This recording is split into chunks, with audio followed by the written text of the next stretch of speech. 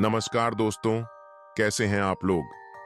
आज मैं आप लोगों के लिए एक और दिल दहला देने वाला भूतिया कहानी लेकर आ चुका हूं। एक छोटे से गांव में एक अजीब सी घटना घटी जिसने हर किसी को सन्न कर दिया। ये घटना 15 साल पहले की है, जब गांव में एक सुंदर सी लड़की रहती थी जिसका नाम स्नेहा था। स्नेहा गांव की सबसे प्यारी और होशियार लड़की थी। उसकी मुस्कान में कुछ खास बात थी जो हर किसी का दिल छू जाती थी। लेकिन किसी को क्या पता था कि स्नेहा की जिंदगी जल्द ही एक डरावने मोड़ पर आकर खत्म हो जाएगी।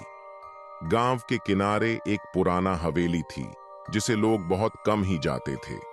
गांव वाले कहते थे कि वह हवेली भूतिया है और वहां रात के समय अजीब अजीब आवाजें आती हैं।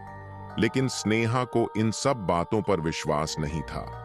वह हमेशा कहती थी, भूत प्रेत कुछ नहीं होते, ये सिर्फ हमारी कल्पनाएं होती हैं। एक दिन स्नेहा अपने दोस्तों के साथ खेल रही थी। तभी उसकी नजर उस पुरानी हवेली पर पड़ी। उसने मन में सोचा कि आज वह हवेली में जरूर जाएगी और देखेगी कि वहां क्या है। उसकी जिज्ञासा ने उसे मजबूर कर दिया।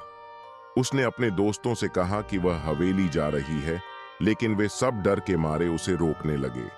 लेकिन स्नेहा ने किसी की नहीं सुनी और अकेले ही हवेली की ओर बढ़ गई। हवेली के पास पहुंचते ही स्नेहा को कुछ अजीब सा महसूस हुआ।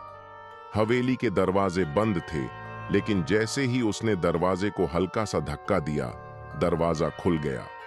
वह डरते हुए अंदर दाखिल हुई और अंदर घुसते ही एक खौफनाक ठंडी हवा का झोंका उसके चेहरे से टकराया। हवेली के अंदर सन्नाटा था, लेकिन तभी उसे किसी के हल्की हल्की हंसी सुनाई दी। स्नेहा डरते डरते आवाज की दिशा में बढ़ी। वह धीरे धीरे एक कमरे के पास पहुंची जहां से यह आवाज आ रही थी। कमरे के अंदर जाकर उसने देखा तो एक महिला को जलते हुए देखा। उसकी आंखों में दर्द और नफरत का भाव था। स्नेहा चौंकी और अचानक कमरे का दरवाजा बंद हो गया। महिला की हंसी अब डरावनी चीखों में बदल गई थी। स्नेहा समझ गई कि यह महिला कोई सामान्य इंसान नहीं है, बल्कि वह कोई भूतनी या प्रेतात्मा है। महिला ने स्नेहा से कहा, तुम मेरी मदद नहीं कर सकोगी। स्नेहा कांपते हुए बोली, तुम कौन हो? महिला ने जवाब दिया, मैं वह लड़की हूं जिसे इस हवेली में जलाकर मार दिया गया था। मुझे अब तक शांति नहीं मिली है और तुम अब मेरे साथ सजा भुगतो। इसके बाद उस महिला ने अपनी जलती हुई आंतरिक शक्ति को स्नेहा पर फेंक दिया। स्नेहा दर्द से कराहने लगी और उसकी त्वचा जलने लगी। वह दर्द के मारे चीख रही थी, लेकिन कोई उसकी मदद करने नहीं आया। महिला ने अपना रौद्र रूप दिखाते हुए कहा, तुम मुझे भूल नहीं सकोगी। अब तुम्हारा नाम भी इस हवेली के साथ जुड़ जाएगा। स्नेहा की चीखें हवेली के अंदर गूंजने लगीं, लेकिन बाहर किसी ने नहीं सुनी।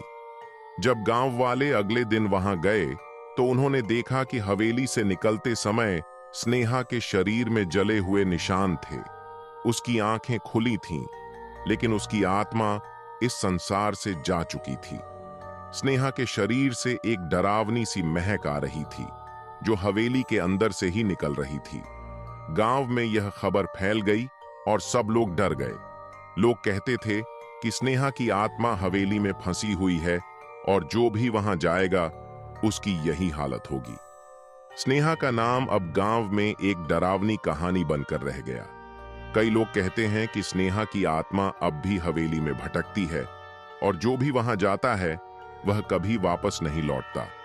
यह घटना गांव में एक चेतावनी की तरह फैल गई। लोग अब रात के समय हवेली के पास जाने से डरते थे। स्नेहा की मौत ने यह साबित कर दिया कि कुछ चीजें इस दुनिया से परे होती हैं और जिनका सामना करने का हौसला सभी में नहीं होता। आज भी जब गांव वाले हवेली की तरफ बढ़ते हैं तो वे स्नेहा की कहानी को याद करते हैं। उन्हें यकीन है कि उस हवेली में कुछ अदृश्य शक्तियां हैं जो किसी भी इंसान को अपने जाल में फंसा सकती हैं, और कोई नहीं जानता कि वहां जाने वाले अगले व्यक्ति की किस्मत क्या होगी। स्नेहा की आत्मा अब तक वहां है, और हर रात वह हवेली के भीतर अजीब अजीब आवाजें करती है, जैसे वह बदला लेने की योजना बना रही हो। गांव वाले अक्सर कहते हैं, स्नेहा को जलाकर मारा गया, लेकिन उसकी आत्मा का दाग आज भी हवेली में बाकी है। इस घटना ने यह साबित कर दिया कि कभी-कभी हमारे डर और कुरीतियों का सामना करना बहुत जरूरी होता है, और उन अंधेरे रहस्यों को उजागर करना खतरनाक हो सकता है।